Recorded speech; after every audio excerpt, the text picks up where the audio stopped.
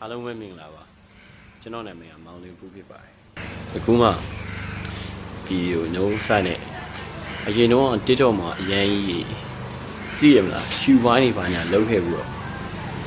ဒီ no fan နဲ့တင်လို့အတိတ်ပြီးတော့ courage မရှိဘူးဒါပေမဲ့အခုတကယ်ကြုံရရင်များလို့လားဒီလိုအရာတွေဒီမဆိုင်ဘူးတကယ်ဘဝရဲ့အနှစ်သာရဘာလဲအဲ့လိုအရာတွေလူချင်းမှုတွေအယမ်းများတဲ့အခါ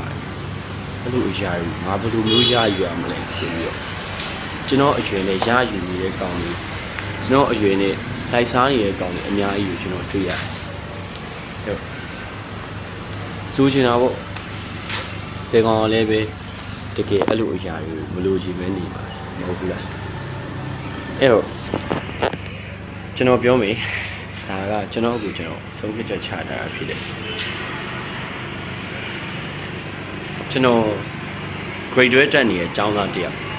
3နှစ်ကျောင်းသားဟာပြီး20ပြည့်ရောက်မယ်အဲ့တော့နောက်ဆုံးနှစ်ကျောင်းသားတယောက်အနေနဲ့ကျောင်းသားတယောက်လို့ကိုခံစားရတာလို့ no မခံစားအောင်ကျွန်တော်ကျောင်းစုံဝတ်လိုက်တယ် uniform ဝတ်လိုက်ရင်တော့မှပဲအရင်လိုကျောင်းသားလိုမျိုးပြန်ပြီးတော့ခံစားဝင်ခံစားရမယ့်အချိန်မဟုတ်တော့ဘူးလေကိုထင်နေရမျိုးလည်းပါတယ်အခုဒီဗီဒီယိုလုံးနေရဆိုတာလေးပဲကျွန်တော်စိတ်ကူးပေါက်မှထားလို့တာမှန်နေဒါပေမဲ့ကျွန်တော်ကဒီဟာမျိုးတောင်းတနေကြတာကြားပြီအဲ့ကောင်းကောင်းကြားရမယ်လို့ကျွန်တော် grade 12ကျောင်းသားတယောက်အနေနဲ့ပြောရမယ်ဆိုရင်တော်တော်များများအခက်တွေ့ကြတာတင်ချလို့ပြောကျွန်တော်ကိုယ်တိုင်လည်းအရင်မှာဒါမဲ့ပြီကျွန်တော်ရဲ့ကောင်းတဲ့အချင်းတစ်ခုကဘာလဲဆိုတော့ကျွန်တော်က active learning ဒီကေတော့ကြာအဲ့ active learning ကို active learning ရဲ့လို့မသိချင်ကြတဲ့ရလို့ကျွန်တော်ကအဲ့လိုပြော active learning ဆိုတာဘာလဲဆိုတော့ကျောင်းမှာဆရာတွေကစာသင်နေတဲ့ချိန်ဆရာတွေနဲ့ icon နဲ့လုပ်ပြီးပြင်တာဆရာကြီးပြောမြနားထောင်တာနားနဲ့နားထောင်အဲ့လိုအရာတွေတေချာလောက်ထားရင်ကိုပြောမယ်ကွာ science subject တွေဖြစ်နေတယ် physics chemistry bio don't need to worry anything no anxiety you can make it all pass ဒါပေမဲ့တေချာမှာချတော့တေချာမှာချ theory တယ်လို့လဲဆိုတော့ကျွန်တော်ခုနောက်မှာနားလေတာစဉ်းစားတော့ဆရာတင်တဲ့ချိန်ရတယ်ဒါပေမဲ့အိမ်မှာပြန်မတွက်ဘူးမတွက်ပြီးတော့လုံးဝမေ့အဲ့လိစာဆောင်းဝဲဖြည့်မယ်ပဲထားဆောင်းဝဲဖြည့်ကန်2ရက်အဲ့လိုနော်အခုဆိုလို့ရှိရင်စာလုံးဝမကြည့်သေးတော့ကျွန်တော်သွားဖြည့်အဲ့ဒါစာလုံးဝမကြည့်ရတစ်ပတ်ကျော်လောက်နှစ်ပတ်ကျော်လောက်စာလုံးဝမကြည့်အဲ့လိစာကျူရှင်လည်းပဲသွားမတက်ဘူးအဲ့လိုသွားဖြည့်ရချားလေးအဲ့ထားလိုက်ပါကျွန်တော်တင်ချမှာဘာကြောင့်လဲအင်္ဂလိပ်စာလို့အဲ့ဒီမှာမစဉ်းစားနဲ့ grade 11တော့ကျွန်တော်တငယ်ချင်းရှိတင်ချတော်ရဲ့တငယ်ချင်းရှိအင်္ဂလိပ်စာတော်ရဲ့တငယ်ချင်းရှိအင်္ဂလိပ်စာဖြေရမယ်နေ့ရဲ့ရှေ့တရက်မြန်မာစာဖြေပြီးတဲ့အချိန်အကြောင်းမှာအေးစစ်စစ်နေတာဒီစားမရှိအဲ့တော့အကောင့်တွေရဲ့ခံစားချက်ကိုကျွန်တော်ခံစားမိအောင်ငါလေးပဲအေးစေးပါโอเคအင်္ဂလိပ်စာဖြေရဲကောင်းအောင်ပဲသူကအင်္ဂလိပ်စာဖြေပြီးနေ့ကြီးမှကြောင်းနဲ့တက်နက်ပြန်တင်းချာဆိုပြီးလုံးဝမရတော့လုံးဝကြောင်းနေပြောက်အဲ့ဒါစဉ်းစားတယ်ငါအင်္ဂလိပ်စာဖြေရဲ့နေ့မှလို့အဲ့လိုနေ့မှလို့တင်းချာကိုငါဘာလို့အဲ့လိုတွေးနိုင်ကြရတယ်ကျွန်တော်အဲ့ဒီတော့အရင်စဉ်းစားတယ်ကျွန်တော်ဆရာမတယောက်ပြောမှုနင်တို့ငါစာရှင်းပြလိုက်နင်တို့ကနားလေသွားတယ်အဲ့နင်တို့ရဲ့အစွမ်းကိုနင်တို့ကနားထောင်စာရှင်းပြအောင်နားကျောင်းသားနားလေအောင်ရှင်းပြပေးနိုင်တယ်ကျောင်းသားရဲ့ဆရာမရဲ့အစွမ်းတကယ်နင်တို့ရဲ့အစွမ်းဘာလဲဆိုအဲ့ဒီနင်တို့နားထောင်ထားတဲ့အရာကိုလက်တွေ့ဘဝထဲမှာတေချာပြန်ပြီးသုံးချတတ်လာတာနင်တို့ရဲ့အစွမ်းဒါဇက်တိုက်ထားတာမဟုတ်ဘူးလို့ဒါကျွန်တော်ဖြစ်ရှင်တဲ့စာရုပ်တွေပဲအဓိကတင်ချာနဲ့ပတ်သက်တဲ့ fear အဲ့ fear ကြီးကိုရေးဆိုင်ဟော government school တွေမှာဆိုလို့ရှိရင်ကျော်အားစားပြီးအားစားသမားတယောက်ဆိုအားစားလေးလုပ်တယ်စားလေးပဲအတင်းတင်တော်ရင်းမှာပါတယ်ဆရာမကြီးကအမြဲကြီးကျူးခံရတယ်ဟောအဲ့တော့ပြဿနာအဲ့ဒါပြဿနာဒါလေးစီဒီလိုအရာတွေနဲ့အဲ့လိုအရာတွေတက်တက်လာလူချင်းတွေပြဿနာလူချင်းနေတဲ့အခါကျတော့အဲ့လိုအရာရဖို့အတွက်လိုက်လုပ်တာပြဿနာအဲ့လိုအရာရဖို့အတွက်လိုက်လုပ်ရင်သူများအထင်ကြီးတာခံချင်တာပြဿနာအဲ့ဒီအရာတွေကပြဿနာဖြစ်အဲ့လိုသူများအထင်ကြီးတာခံရမှာချက်ကိုအထင်သေးခံရတော့ကိုအရင်လိုမျိုးမလုံးနိုင်ကိုအထင်သေးတော့သူတို့ချားထဲမှာလူဝင်မဆန့်တော့ကိုအထင်သေးတဲ့မျိုးလုံးတွေနဲ့ကြည့်မှာငါလည်းပဲစပို့တာပဲကွာငါလည်းပဲအဲ့လိုအကြည့်မခံဘူးအဲ့လိုမျိုးတလွဲမာနာကြီးဖြစ်လာကြီးတာပူကြီးရဲ့ပြတော့ကိုအထင်ကြီးရဲ့ညားလက်ကအဲ့တော့ဒီသူများရဲ့ကိုအထင်ကြီးမှထက်အထင်သေးမှထက်ကိုလူဝင်ဆန့်တာထက်ကိုလူဝင်မဆန့်တာထက်ပို့ပြီးတော့ကွာကိုစိုက်ထုတ်လိုက်တယ်ပို့ပြီးတော့အားစိုက်ထုတ်ရတာဒါနဲ့အဲ့ဒီစိုက်ထုတ်လိုက်တဲ့အားကိုကိုလည်းကျင်နေရပြီးတော့ကိုယ်လည်းအမြဲစိတ်ကျင်နေမှုပြီးရဲ့အရာတခုကရှိလို့ရှိတယ်အဲ့လိုအရာကျွန်တော်ရှာကြည့်မင်းကကျွန်တော်ပြောတယ်အချမ်းနေတွေးနေကိုမနဲ့ပတ်သက်ပြီးကိုမမတွေးတကယ်လက်တွေ့ပါလို့ဘယ်သူလားတွေးပြီးဆောင်းမွေးကြမင်းကိုတကယ်လက်တွေ့ပါချင်မင်းကိုစာတော်ပါအပြောရကောင်းစာတော်ပါအထင်ကြီးရဲ့သူနိုးသားကြီးမင်းမသာမတွေ့ရဟုတ်အဲ့တော့နေရာမှာတင်ချဆောင်မွေးပဲဖြစ်ရမယ်ဒီနေ့မနေ့ကျနေနိုင်တော့ဒီနေ့ကနေလောအောင်ဆိုပြီးအဲ့မှာဒီ4 နာရီ 34 မိနစ်မှာငါမျိုးစာလုံးအောင်ပြန်အိပ်ရမှာငါပြန်အိပ်ရမှာစာလုံးအောင်အတွေးနေတယ်စာလုံးတဲ့အတွေးကပိုကားအတွက်အိပ်ရထားလာပြီးတော့ဒီနာတူသွားတိုက်ပြီးတော့တရားကိုပြင်နေတာစာလုံးတယ်ပေါ့အခုကတော့9 နာရီကျော်ရှိ6 နာရီ 50လောက်ဒီမှာစာလုံးလိုက်ခက်တပြီးရခက်နေပြီးရတော့ဒါပေမဲ့ကိုယ်ဆက်ပြီးမှလည်းကြည့်တော့ပြီးတော့အဲ့ဒါဒီကအခုပြောရှင်ရအဲ့စာလုံးကြီးဟောအတွေးအဲ့အတွေးငါချလေးထားတယ် This is for journal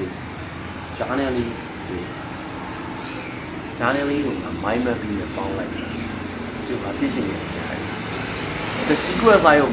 water meter လို့ဇာတ်ကားလေး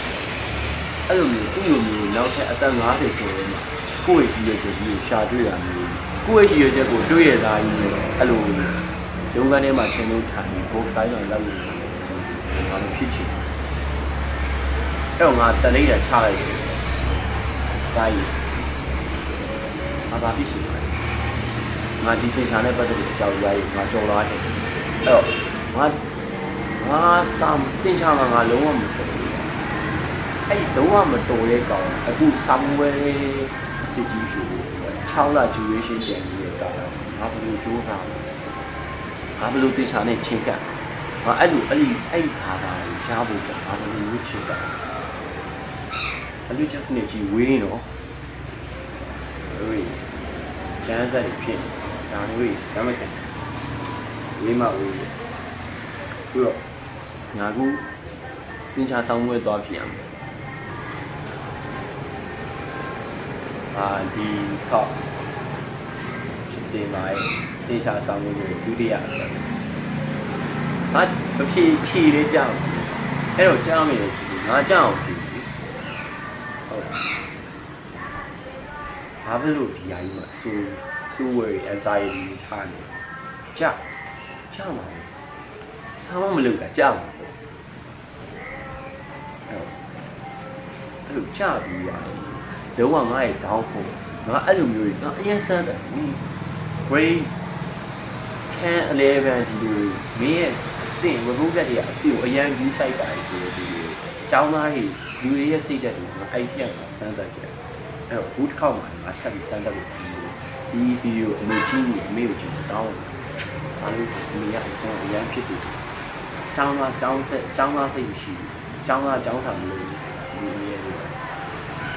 ဟုတ်ပြီအခုတင်ချာဆောင်ရွက်ဒီဖောက်ဆောင်ကြားကျောင်းမှာလည်းပဲဒီတစ်နှစ်ဘယ်ရွယ်တစ်နှစ်ကျောင်းတော့3ဆောင်ကျောင်းကျောင်းကရှာကျောင်းကတက်တော့ကျောင်းပြောင်းအဲ့ဒီကိစ္စတွေပါတယ်။အဲ့မှာအဲ့ဒါဘာမှဝေးနေဖြစ်ဘူး။ငါစမ်းတက်ဖြစ်ရှိတယ်။ငါကလည်းဒီနေ့တတိပြီးရတယ်။မနောက်ကြဘူး။အနည်းဆုံးတော့ဘယ်တော့မှမနောက်ကြဘူးဆိုတော့ဒါမဲ့အခုငါအတီးရရရဲ့အချိန်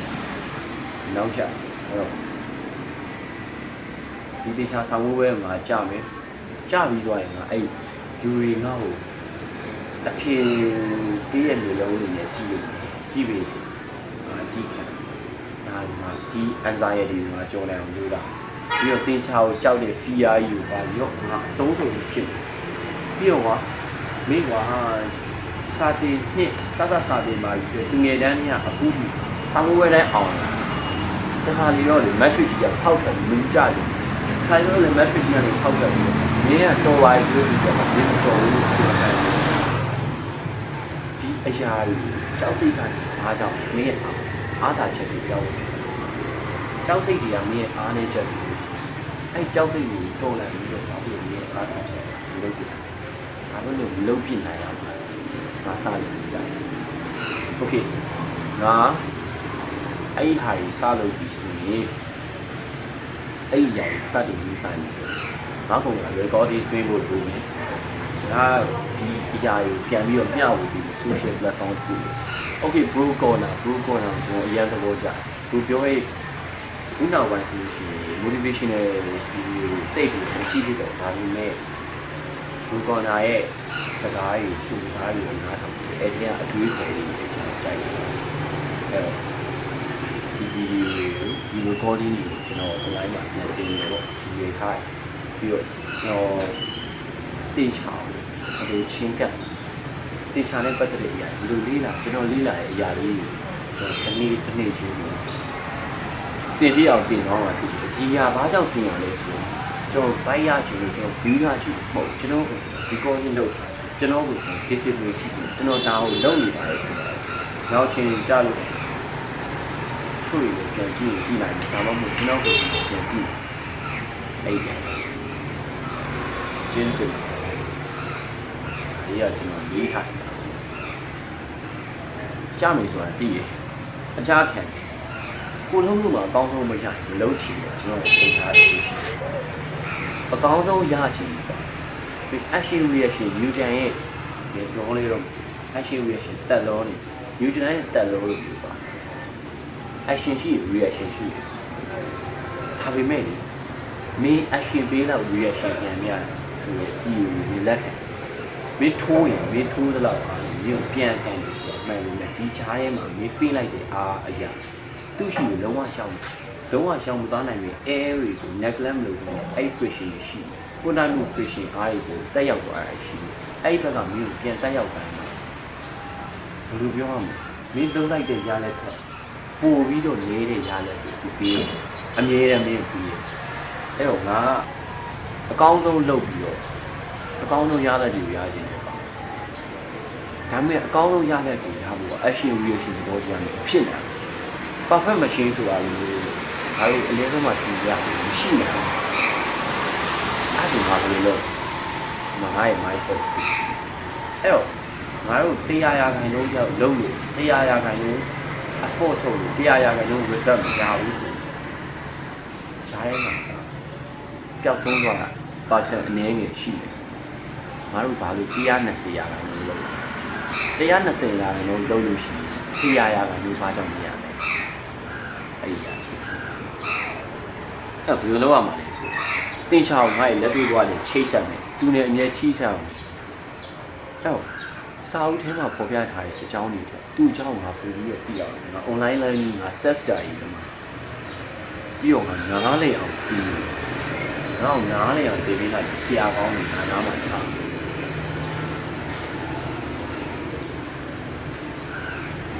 ဘယ်လိုဒီလောက်ပါ နောက်နေ့ဒီလိုချိန်မှာပြန်ပြီးတော့ဆုံပြကြတယ်တဲ့ပိုပြီးကောင်းမှာပဲ